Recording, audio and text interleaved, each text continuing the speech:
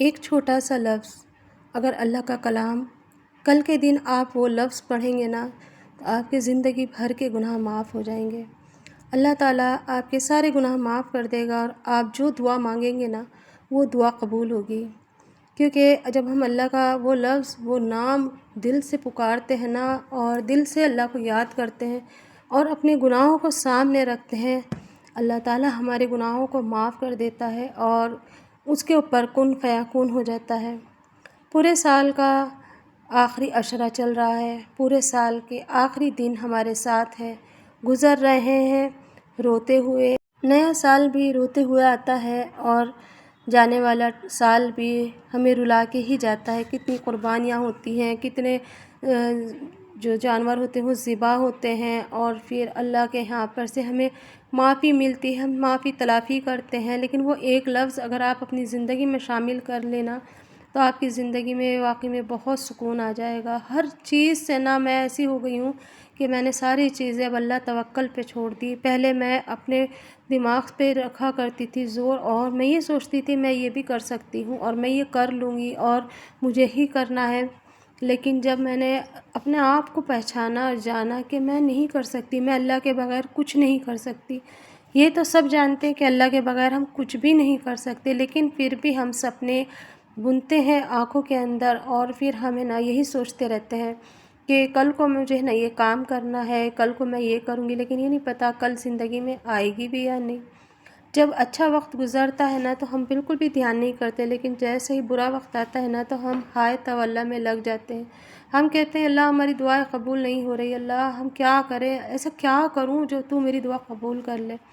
لیکن ہم کبھی یہ کیوں نہیں دیکھتے کہ ہم نے جو گناہ کرے ہیں کیا پتہ اس کی وجہ سے ہماری دعا قبول نہیں ہو رہی ہو۔ کوئی تو ایک وجہ ہے زندگی کے اندر جو آپ کو پتہ ہے لیکن آپ اس کو زبان پہ نہیں لا سکتے، دنیا کے سامنے نہیں لا سکتے، تو کیا اللہ کے سامنے نہیں لا سکتے ہو؟ کیا اللہ تو جس ٹائم ہمارا حق حساب ہوگا اس ٹائم پہ بھی ہمارا پردہ کر دے گا لوگوں سے تاکہ ہم زیادہ ذلیل و رسوا نہ ہو۔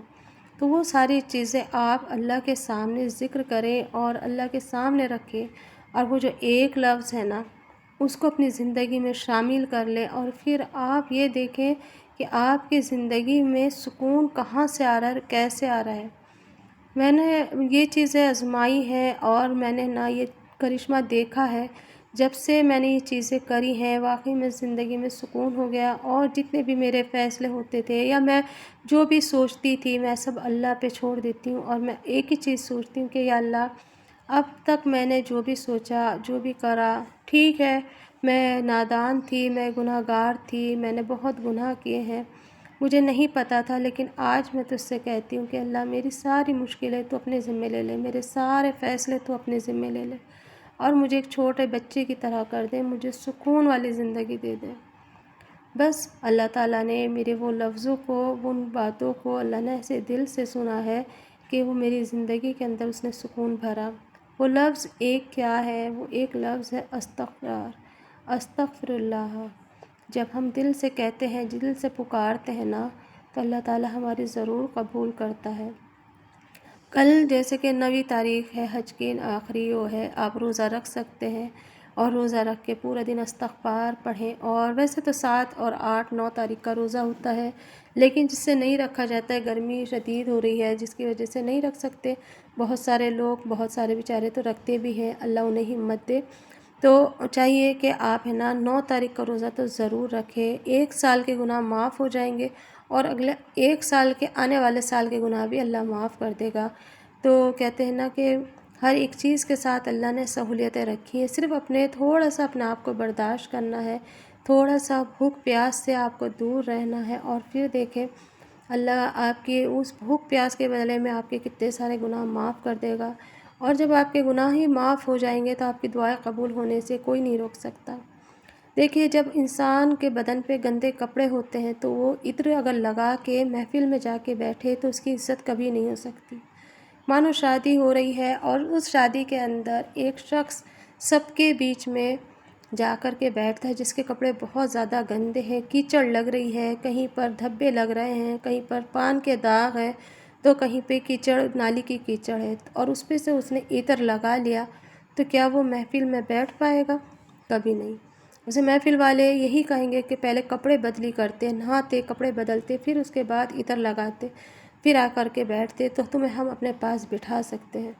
اسی طرح سے جب ہمارے گناہ ہوتے ہیں نا تو ہمارا دل جو ہوتا ہے وہ شیعہ ہو جاتا ہے، ہمارا جسم جو ہوتا ہے وہ ناپاک ہو جاتا ہے، اور ہمارا جو چہرہ ہوتا ہے وہ کالا ہو جاتا ہے۔ تو اسی لیے نا اگر ہمیں ان سب چیزوں سے اپنے آپ کو پاک کرنا ہے تو سب سے پہلے درود ابراہیم پڑھ کر کے استغفار کریں۔ استغفار جب آپ پڑھیں گے آپ کے بدن کے اندر کے میل کچیل سب صاف ہوتے جائیں گے، آپ کا دل پاک ہونے لگے گا، آپ کے چہرے پہ نور آنے لگے گا، اور آپ کی روح جو ہے وہ پاک صاف ہو جائے گی۔ اب جب آپ کی روح پاک اور صاف ہو گئی ہے، پھر اس کے بعد آپ کو عطر لگانا ہے۔ تو عطر ہمارا ہے درود شریف۔ درود شریف کو آپ جتنا کثرت سے پڑھیں گے آپ اس کی خوشبو آپ کے بدن میں مہکے گی۔ 4 لوگ جو آپ سے کل باتیں نہیں کرتے تھے وہ آج آپ کو خود بلا کر کے آپ سے بات کرنے کی کوشش کریں گے۔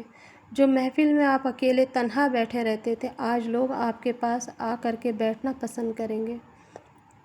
بہت بڑی فضیلت ہے۔ میں نے تو یہ دیکھا ہے کہ جب میں نے یہ چیزیں کری ہیں ماشاءاللہ سے، اللہ کا شکر الحمدللہ، میری ساری مشکلیں اللہ نے خود بخود آسان کرنی شروع کر دی۔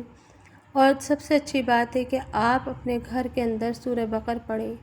آج پتہ ہے میں نے جب سورہ بقر پڑھی نا تو میرے دل کو پتہ نہیں کہ خود بخود ایک سکون، ایک خوشی سی محسوس ہو رہی تھی، جبکہ گھر کے اندر وہی نارمل روٹین ہماری چل رہی تھی، وہی ہمارا کھانا پینا ہے، وہی ہمارا سب کچھ ہے، لیکن خود ہی خود ہے نا جیسے جیسے میں سورہ بقر پڑھ رہی تھی نا اور آگے آگے جا رہی تھی ویسے مجھے نا سکون سا مل رہا تھا۔ میری زندگی میں ایسا لگ رہا تھا جیسے کہ اب کوئی ٹینشن ہی نہیں ہے، ساری چیزیں سب صحیح ہوتی جا رہی ہیں۔ اور جب بھی مجھے پریشانیاں ہوتی ہیں نا یا کچھ بھی، انسان ہے کہتے ہیں نا گناہ گار تو ہم بھی ہیں، میں بھی بہت گناہ گار ہوں، میں یہ نہیں کہتی کہ میں بالکل پاک صاف ہوں، نہیں، پتہ نہیں دن میں کتنے گناہ ہوتے ہیں، کتنا جھوٹ بولا جاتا ہے، چھوٹی چھوٹی باتوں پہ ہی بول لیتے ہیں ہم تو پھر اللہ سے شام کے ٹائم، رات کے ٹائم نا استغفار پڑھیں، اور کل عصر کی نماز کے اور مغرب کے بیچ اپنے بچوں کے لیے دعا کریں، بیٹیوں کے لیے دعا کریں، کیونکہ کل کی جو دعا ہے نا ظہر سے اور مغرب تک ایسی قبول ہوگی کہ کسی کا سہارا بھی نہیں لے گی اور سیدھے عرش الہی پہ پہنچے گی،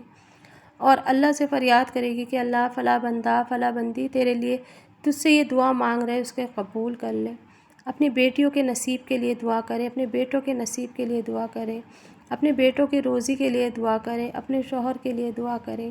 زیادہ تر تو اپنے بیٹوں کی لیے دعا ہی ہے، کیونکہ کل حج ہو جائے گا انشاءاللہ، اور قربانی ہو جائے گی۔ آج حج ہو چکا ہے، کل قربانی ہو جائے گی، تو اللہ تعالیٰ کے ہاں سے اپنے بچوں کے لیے دعا کریں، اور یہی کہیں کہ اللہ ان بچوں سے ہمارا جو جگر ہے، ہمارا جو دل ہے وہ سکون کے ساتھ ٹھنڈک رکھنا، اللہ ہماری زندگی میں سکون دینا، اور ساری چیزیں یہیں رہ جانی ہے، صرف اور صرف آپ کے ساتھ جائے گا آپ کے اعمال، اور کچھ نہیں جائیں گے۔ تو آج کی ویڈیو آپ کو کیسی لگی ضرور بتائیے۔